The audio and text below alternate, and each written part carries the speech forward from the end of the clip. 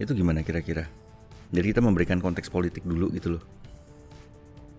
Woi, diajakin ngomong. Iya, woi. lagi Lagi baru-baru risetnya sekarang. Ya, jadi ini salah satu program yang bikin pusing banyak orang. Banyak orang. Ya.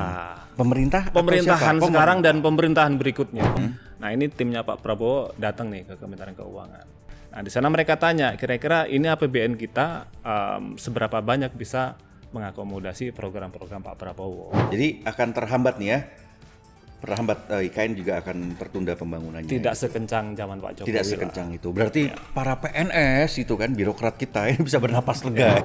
Setan-setan itu ada di dalam detail. Nah, ini yang baru ketahuan setelah atau baru difikirkan mendalam setelah terpilih gitu. Ya. Dan ternyata tidak semudah itu Ya. ngasih makan siang untuk para murid itu. Timnya Sri Mulyani itu berusaha menghindari pembahasan khusus mengenai makan siang gratis.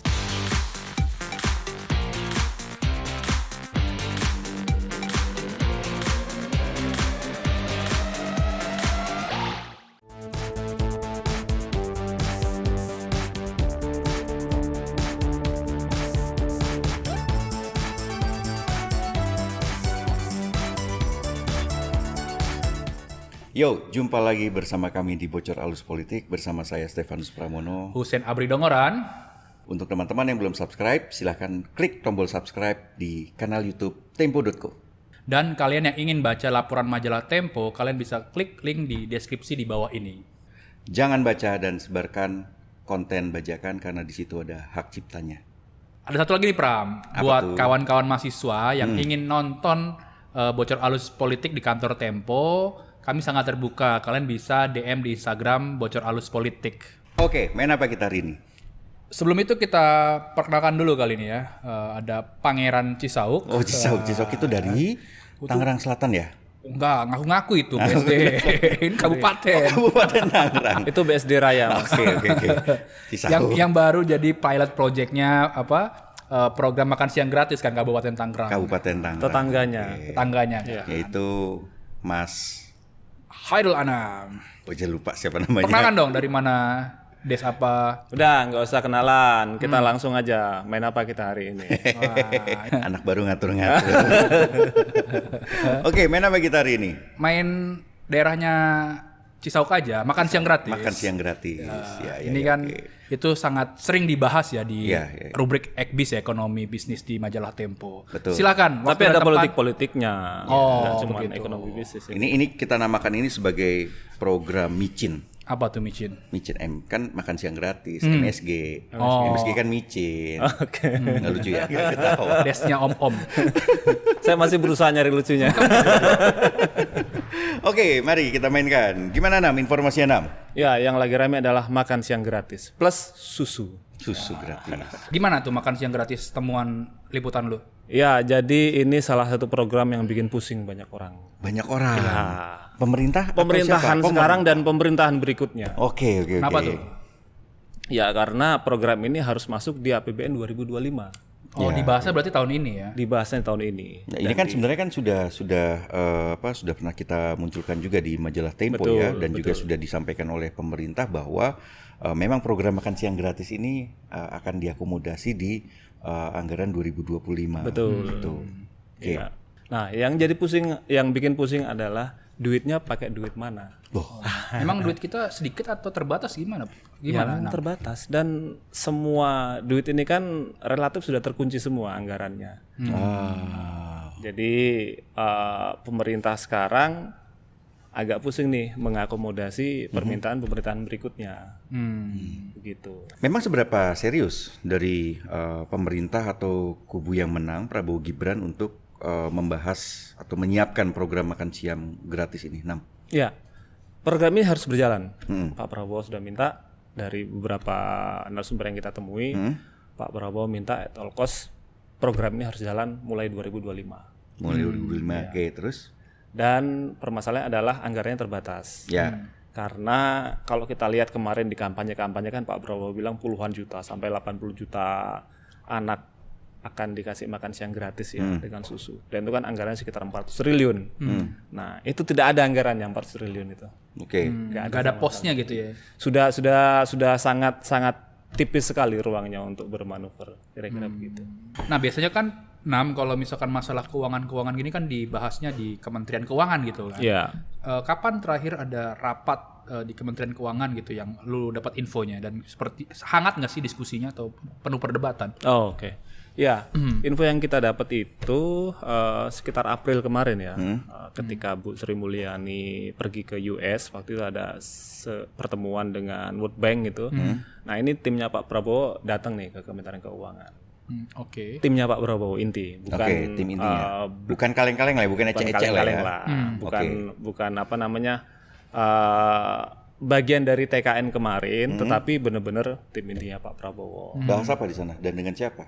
Nah itu kebetulan diterima oleh beberapa eselon 1 Kementerian Keuangan, Dirjen dan lain-lain itulah. Karena memang Sri Mulyani sedang pergi kan ke luar negeri gitu.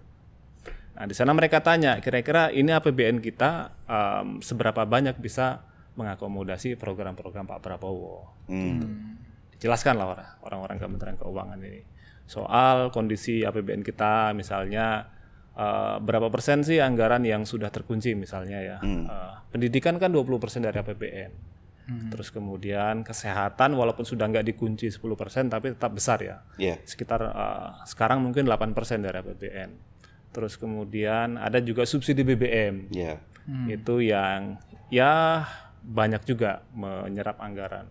Terus kemudian perlindungan sosial yang sekitar kemarin melonjak drastis waktu pemilu kan, nah, itu juga menjelang pemilu. Bagus itulah pemerintah kita punya kepedulian ya nggak pada orang-orang yang membutuhkan ya nggak. Belum lagi transfer dana ke daerah. Nah, apalagi kalau kita ngitung belanja pegawai. Plus tambah lagi biaya IKN untuk 6. Ya. Bener nggak? IKN iya, tapi ya ini nanti bumbunya di sini nih. Ini masih dia udah tahu cara mainnya gitu, pelan-pelan dulu gitu kan, panas kemudian gitu. Ini menyambung. Nggak percuma Sen punya kumis panjang deh kan. Udah dipotong ini. Ini menyambung Anam ya. Jadi di laporan majalah Tempo di 17 Maret nih, tugas gue pekan ini sangat enak ya, bacain aja di sini.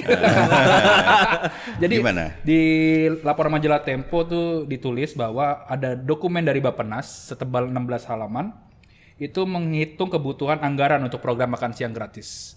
Yaitu sekitar 75,6 triliun untuk sasarannya sekitar 57,98 juta anak begitu. Tapi itu belum termasuk dengan kebutuhan susu dan kebutuhan lain-lain begitu. Kalau di total kebutuhannya itu sekitar 185,2 triliun. Nah, Bappenas juga mencari tuh di mana sih pos-pos yang bisa dikotak-atik supaya bisa anggaran dipakai untuk makan siang gratis dan susu gratis. Nah, ada potensi di situ dari pemotongan subsidi. Misalnya nih, subsidi listrik 900 volt ampere sekitar 9,6 triliun. Belum lagi subsidi bahan bakar minyak dan listrik sekitar 140,8 triliun. Ya, tadi udah disebutin sama Anam juga soal berbagai subsidi itu. Ya, ini lebih detail di sini. Artinya kan sebenarnya kita punya keterbatasan ruang fiskal ya. Betul. Yang sangat tinggi di situ dan kira-kira gimana cara pemerintah untuk ngakalin keterbatasan ini? Ya, mungkin yang agak seru nih. Apa? Program-program unggulannya Pak Jokowi mungkin akan dikurangi. Misalnya IKN. Gimana IKN? Gimana ceritanya? Tetap dilanjutkan tapi mungkin dikurangi. Gasnya yang dikurangi. Gitu. Jadi akan terhambat nih ya.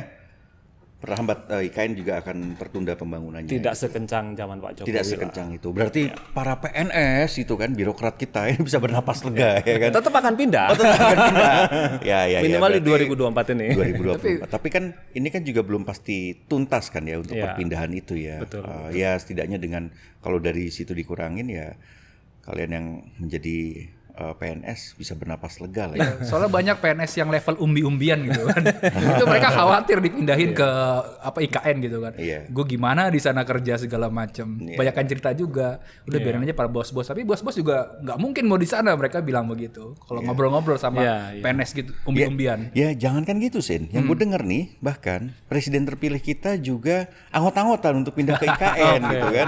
Ini kan nanti kita lihat ya 17 Agustus akan menjadi upacara terakhir dari Jokowi, ya kan? Nah, nanti begitu pelantikan Oktober 2024. Sejauh ini memang presiden terpilih masih anggot-anggotan untuk dilantik di sana gitu. Dan penolakannya juga makin banyak. Oke, tapi kita balik lagi ke soal program IKN dulu. Kok IKN lagi? Gue ada cerita tambahan. Apa Jadi, itu? jadi gue dapat cerita dari beberapa politikus di koalisinya Prabowo ya, bahwa Prabowo tuh sudah bilang ke Gibran supaya dia berkantor saja di IKN begitu. Wah, bentar, dia saja tuh siapa? Gibran. Gibran sendirian. Gibran. Jadi Gibran berkantor di IKN, Prabowo di Jakarta. Pembagian. Wow, ya oke. Istana Wakil Presiden jadinya. Terus buat apa ada IKN ya kalau gitu ya? Kalau pemerintahan tetap dijalankan dari Jakarta. Tapi itu nanti mungkin akan kita lihat ya, waktunya nanti kemudian akan menunjukkan apakah Prabowo akan memerintah dari Jakarta yang sudah bukan lagi ibu kota negara atau di IKN. Oke, balik lagi ke program micin ya. Micin. Nah, artinya sekarang ini belum ada ketersediaan anggaran. Ada tapi kecil. Iya. Gitu. Dan kalau mau minta dengan keinginannya disesuaikan dengan keinginan Prabowo tentu sangat tidak mungkin ya. Oke, sangat tidak mungkin. Sangat tidak mungkin. Makanya belakangan muncul ide atau rasionalisasi ide. Nanti program makan siang gratis ini akan dilaksanakan bertahap. Gimana tahapannya? Nah, dengan keterbatasan anggaran ini nanti makan siang gratis di tahun-tahun awal akan fokus di daerah 3T. Tertinggal, terdepan, terluar. Gue juga dapat info tuh soal itu. Jadi nanti memang itu pembahasannya ke 3T dulu. Kenapa? Karena di daerah sana memang banyak angka-angka stunting ya. Stunting, kelaparan, gizi buruk, dan seterusnya. Jadi nanti skemanya adalah, ini masih pembahasan lagi-lagi belum sampai tahap keputusan ya. Jadi nanti itu akan dibuat seperti dapur bersama gitu ya, dapur bersama yang nanti distribusinya dan seterusnya itu akan diawasi oleh pusat. Jadi nanti setiap hari masak lalu dikasih ke sekolah-sekolah dan lain-lain begitu. Ya itu kan salah satu dari 3 opsi yang dipikirkan ya. Selain tadi kerjasama dengan kelompok masyarakat, ada juga voucher kantin gitu, dan yang terakhir itu adalah catering. Kerjasama catering gitu. Nah, siapa ini yang menyediakan catering? kok malah lu yang nanya ke gue? Lu tugas lu hari ini di sini adalah menggantikan anak-anak nasional. Itu pertanyaan pancingan. Mestinya sih balik lagi. Siapa? Apa? Gimana? Siapa yang menyediakan misalkan cabai, bawang segala macam sampai segitu nggak? Ya itu masih banyak opsi-opsinya ya. Maksudnya mulai dari tadi dapur umum sudah disinggung, terus kemudian dalam bentuk vendor catering di beberapa daerah juga nanti sedang disiapkan skemanya. Plus juga semodel nanti anggarannya dilempar ke daerah terus kemudian disalurkan ke sekolah, entah itu masuk dalam BOS tambahan atau nanti di luar itu. Nah, itu semua sedang dihitung skemanya. Iya, pantas pusing ya kalau begitu ya dengan skema semacam itu, anggaran terbatas. Berarti ketika membuat program ini terlihat hitung-hitungannya masih belum dilihat sesuai atau enggak, masuk akal atau enggak ya, sampai kelimpungan begitu pemerintah. Makanya salah satu anggota tim Prabowo bilang inilah salah satu bentuk idiom dari devils in the detail. Jadi devils in the detail ya. Jadi setan-setan itu ada di dalam detail.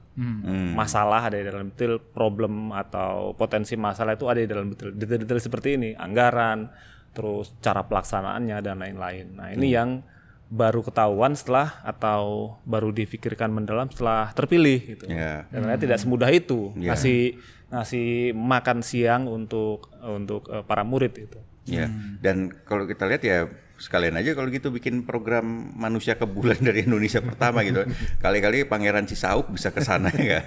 Dari KRL. Ajak Pangeran Ciamas sekalian lah. Nah, tapi soal makan siang gratis ini nanti akan akan ada badan sendiri atau dilempar ke kementerian lain gitu. Maksudnya jadi subdirektorat sendiri gitu. Keinginan dari Prabowo ini dari beberapa orang-orang yang cerita ya. Program ini harus dilaksanakan oleh satu kementerian lembaga atau lembaga sendiri yang didirikan baru khusus untuk menangani ini. Yang kita dengarkan yang sudah muncul di publik kan Badan Gizi Nasional, BGN ya. Nah, ini nanti yang akan membawahi program ini yang kemungkinan akan menarik beberapa program-program yang sudah ada di kementerian dijadikan satu dalam program makan siang gratis dan susu. Jadi misalnya program makanan pendamping buat ibu dan anak itu kan sebetulnya sudah ada di Kemenkes. Ya, tapi kemudian itu akan ditarik jadi satu dalam cluster program ini. Jadi ini memang dipaksakan sekali ya, Nam ya, berarti ya. Janji kampanye Pak, mau apa lagi? Oh ya, oke. Lu cocok masuk tes nasional. Tester ini, kena jebakan dia masuk sini. Oke. Bahaya ini. Oke, Nam. Tadi lu kan menyebutkan ada pertemuan antara orang-orangnya Prabowo dengan orang-orangnya Sri Mulyani. Ya. Nah, dengan keterbatasan anggaran itu gitu ya, dan juga ada permintaan dari timnya Prabowo untuk soal ketersediaan anggaran, respons dari tim di Kementerian Keuangan sendiri seperti apa? Nah ini menarik nih, karena beberapa orang yang kita temui bilang timnya Sri Mulyani itu berusaha menghindari pembahasan khusus mengenai makan siang gratis. Berusaha menghindari? Ya. Kenapa? Karena ya ini mereka tidak ingin masuk ke detail, jadi hanya menjelaskan seperti apa sih postur APBN kita sekarang dan kira-kira kalau mau dimasukkan program Prabowo di APBN 2025 yang dibahasnya tahun ini, kira-kira pos-pos mana yang bisa diambil anggarannya. Oke. Dari Kementerian Keuangan fokusnya di situ aja, supaya ini juga tidak jadi beban mereka, karena untuk tahun ini kan mereka tugasnya merancang, sementara yang mengeksekusi kan di pemerintahan selanjutnya, yang mungkin praktis baru jalan di Oktober ya. Jadi timnya Sri Mulyani sendiri juga kebingungan dong ya, ketika kemudian harus memberikan detail lebih jauh soal program ini. Makanya yang akan disiapkan nanti dalam APBN 2025, yang pembahasannya kan nanti barangkali ya dimulai di bulan Mei ya. Bulan Mei, terus kemudian nota keuangan di Agustus, baru kemudian ketoknya di Oktober, itu hanya baseline. Jadi program-program dasar aja yang akan masuk dalam APBN.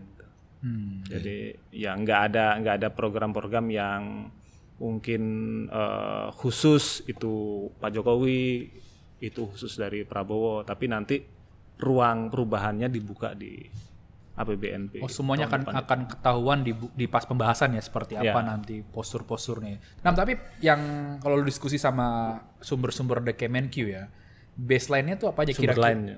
Ya, itu apa yang akan dimasukkan dalam RAPBN? Ya, yang pasti akan dimasukkan tentu saja subsidi BBM tetap akan masuk. Terus kemudian dana transfer ke daerah dengan berbagai macamnya itu. Lalu ada belanja pegawai tentu saja. Terus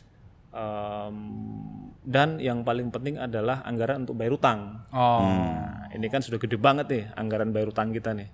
Terlalu besar ya? Terlalu besar. Oke. Jadi banyak sekali ya itunya ya. Ya, PR obstacle-nya ya. Dari Iya. subsidi mana, terus belum lagi hutang. Iya. Tapi Dan tantangannya kan yang kemarin tim Pak Prabowo ini maju mundur adalah pos mana yang harus dikurangi, yang tidak menimbulkan banyak riak itulah. Oh, ada pertimbangan seperti itu. Iya. Kalau misalnya mau mengurangi pos subsidi BBM, subsidi energi, tentu pertarungannya Masyarakat ya. masyarakat. ya. Gitu kan. Kalau mengurangi pos programnya Jokowi seperti KN, nah nanti pertarungannya di Hubungan politik. Ya.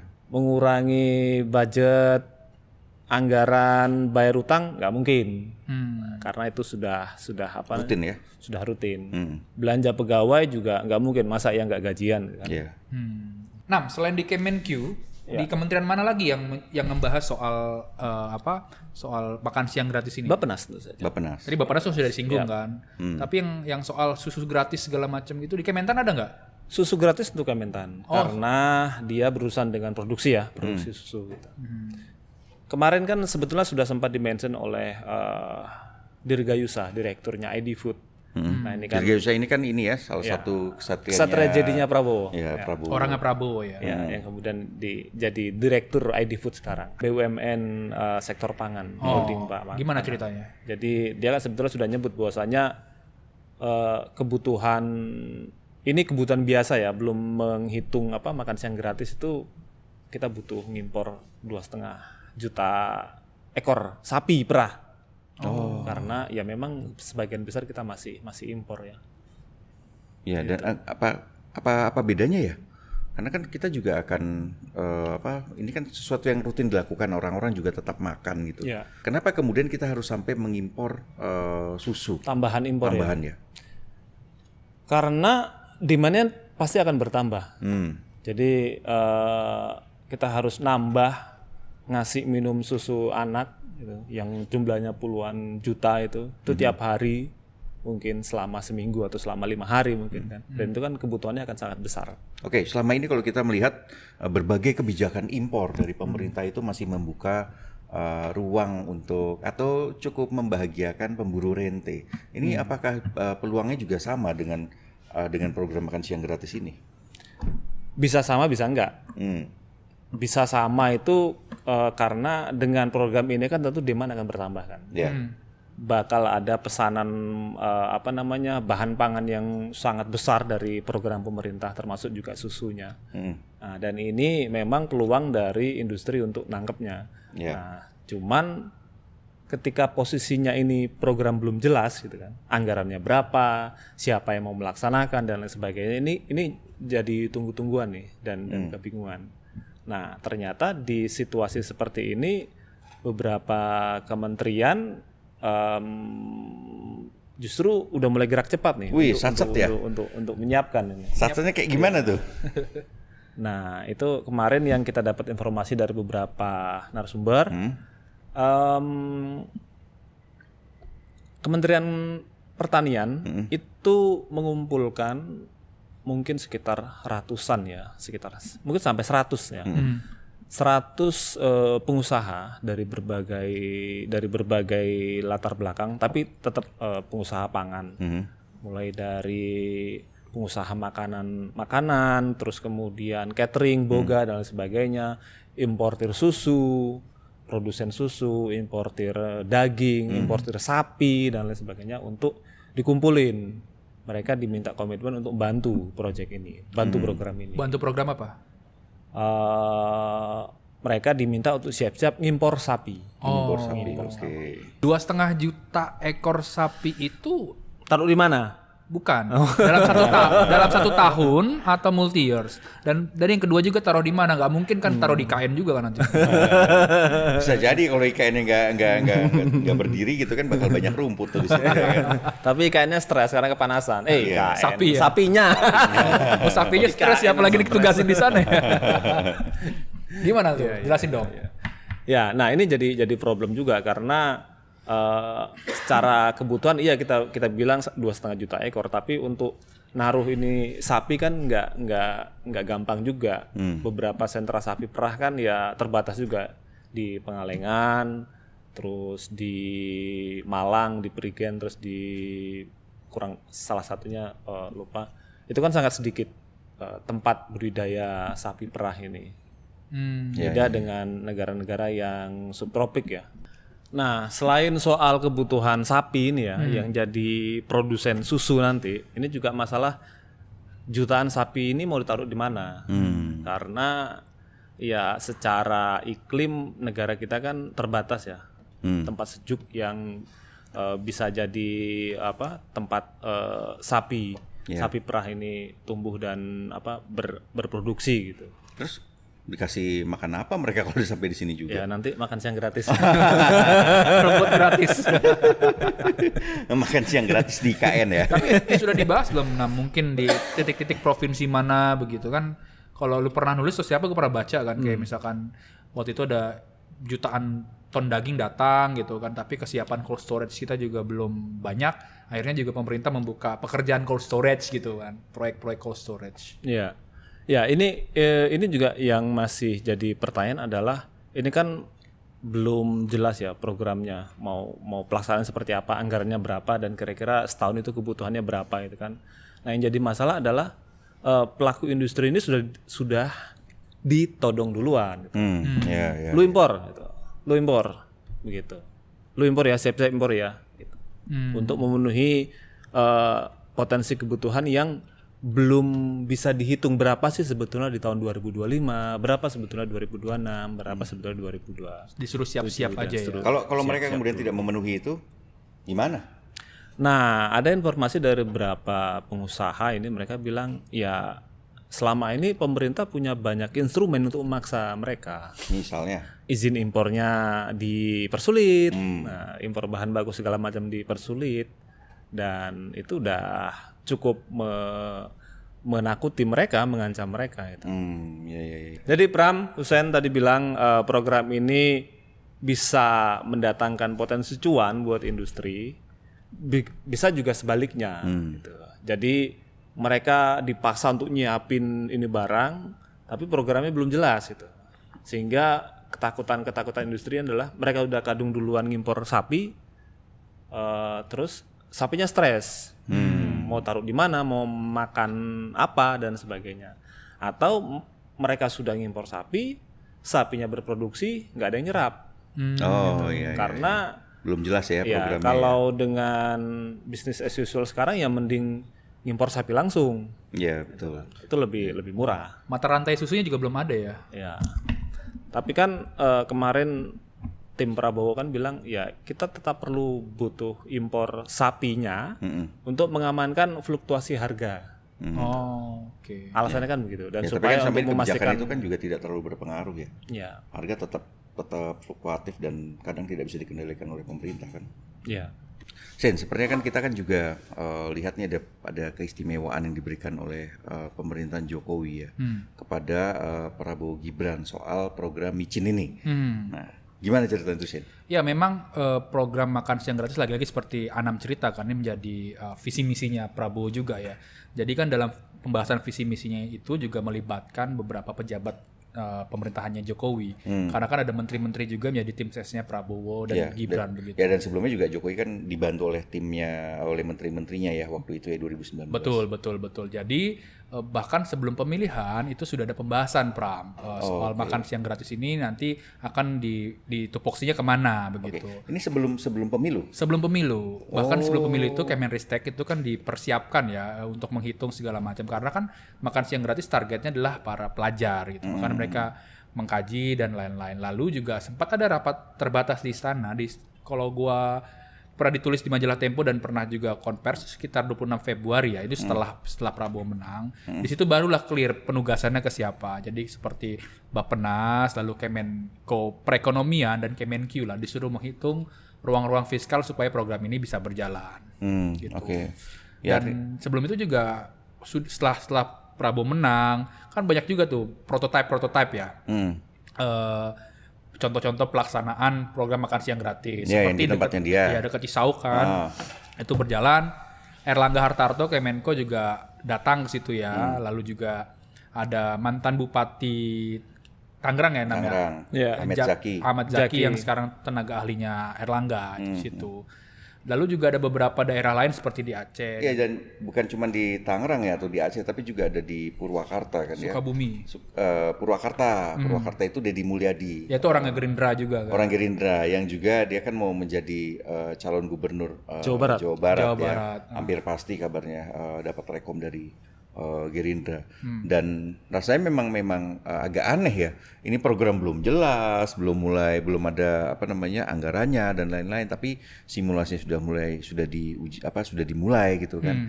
Ya mungkin saja memang ada orang-orang yang ingin repot-repot untuk dianggap sebagai yang terdepan mungkin ya untuk program ini. Kalau di orang-orang Gerindra, orang-orang Prabowo cerita ya bahwa yang melakukan simulasi-simulasi ini ingin mencari muka kepada Prabowo begitu. Ini kan lagi musim-musimnya ya penyusunan kabinet gitu ya.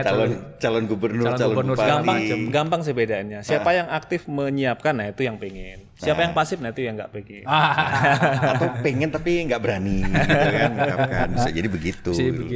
Pangeran Cisauk, jelasin dong. Ini kan program sedang dirancang dan lain-lain gitu. Ada nggak sih misalkan pembagian seperti yang melakukan pengawasan, memasak, distribusi. Kalau gue berpikir secara kerangka itu kan pasti kan ada pengawasan, distribusi, pembelian dan lain-lain begitu ya. Ada nggak info-info dari narasumber yang lu dapat? Kalau dari beberapa orang kita temui, Prabowo mintanya ini dipegang oleh lembaga baru tadi kan. Yang dari badan BGN untuk itu ya. pengelolanya. Untuk pengelolaannya, termasuk penganggaran juga masuk ke sana. Tidak masuk ke Kemendikbud, tidak masuk ke Kemenkes, tidak masuk ke Kemensos, Iya.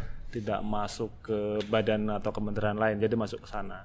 Nah, ini nanti bentuknya tinggal di barangkali bisa tidak seragam. Misalnya di mana di daerah-daerah yang perkotaan yang cukup padat, mungkin bentuknya bisa dalam bentuk entah itu pakai catering atau pakai kupon, lebih gampang. Tapi kalau misalnya di daerah-daerah yang lebih sepi atau daerah-daerah tertinggal gitu, mungkin bisa lebih efektif pakai dapur umum gitu. Nah, ini nanti tinggal pembagiannya siapa melaksanakan apa. Cuman dari beberapa informasi yang kita dapat, beberapa relawan Prabowo ini nanti disiapkan untuk jadi pengawas. Relawan Prabowo Gibran ya. Oh. Pengawas apa nih? Pengawas dapur umumnya. Jadi berarti dibagi-bagi kue juga dong.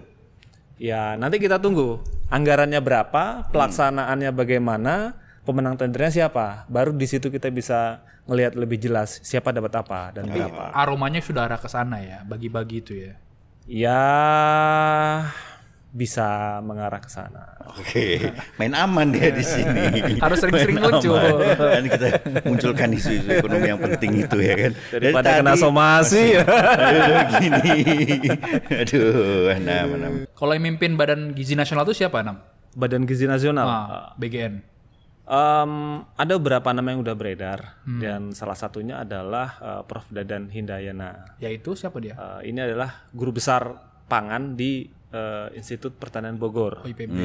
Nah, banyak orang nggak mengenal dia, tetapi beberapa kawan bilang ini termasuk lingkaran dekatnya Pak Prabowo. Oh, oke.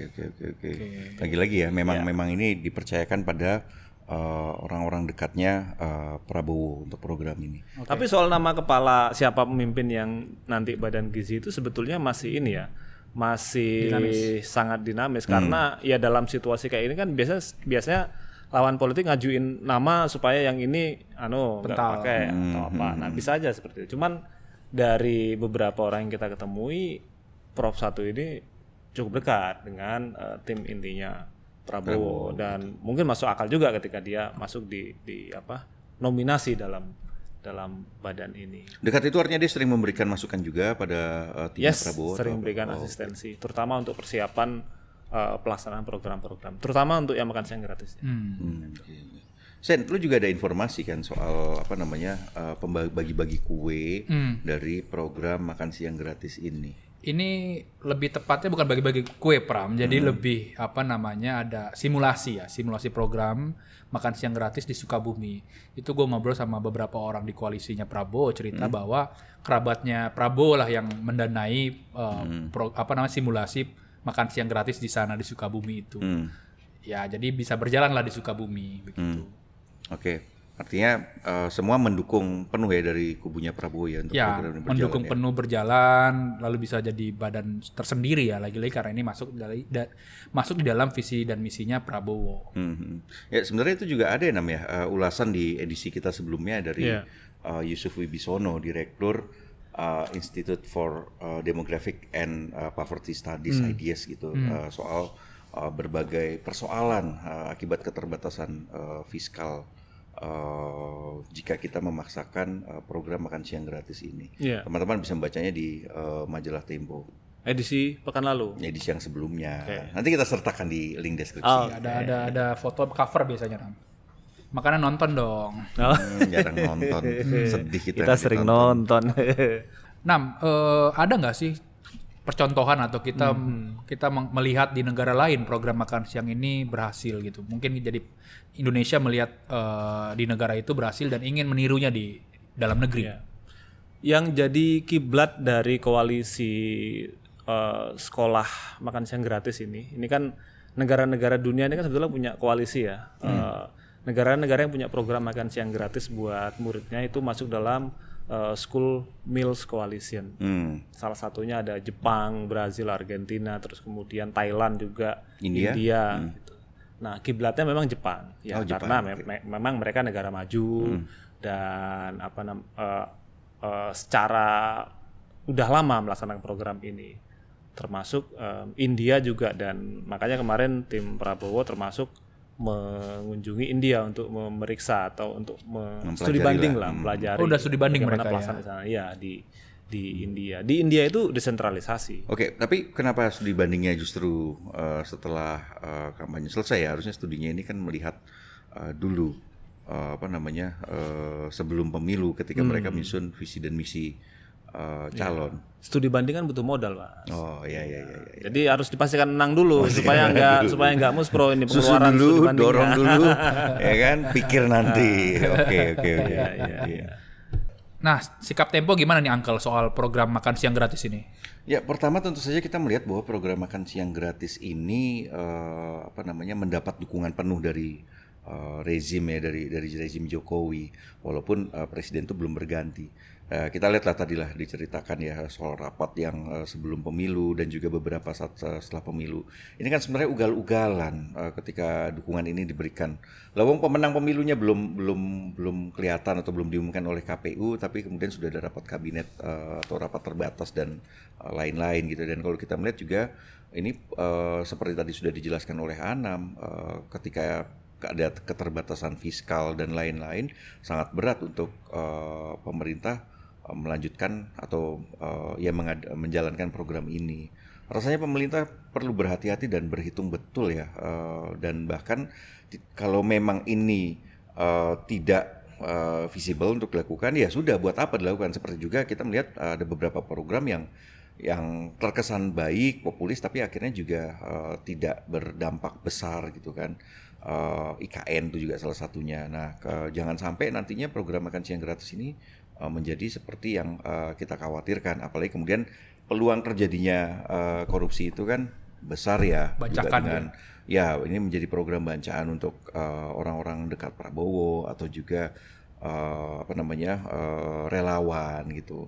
Janganlah kemudian ini semua atau keinginan-keinginan yang jahat itu sampai kemudian terjadi. Selain itu juga Pram, ini kan program sangat besar dan memang populis. Bisa jadi ini dampaknya akan sangat signifikan buat murid ya terutama. Tapi itu nanti berapa tahun kemudian setelah mereka lulus, setelah mereka dan lain sebagainya. Nah, ini saya kira pemerintah berikutnya Prabowo mesti menimbang-nimbang kira-kira ini kan 1 dari 8 program prioritas dia dan janji kampanye dia. Oke, dia akan fight dan all out untuk melaksanakan program ini. Tetapi mesti dihitung lagi kemampuan anggarannya. Kalau memang harus bertahap, ya bertahap. Jangan dipaksain. Daripada nanti amburadul di yang lain. Misalnya subsidi dikurangin atau infrastruktur dikurangin dan lain sebagainya. Hanya untuk melaksanakan program populis ini. Oke lah, udah cukup kayaknya Pram. Cukup. Saksikan terus Bocor Alus Politik di YouTube tempo.co dan kalian bisa mendengarkannya di Spotify Bocor Alus Politik. Sampai jumpa.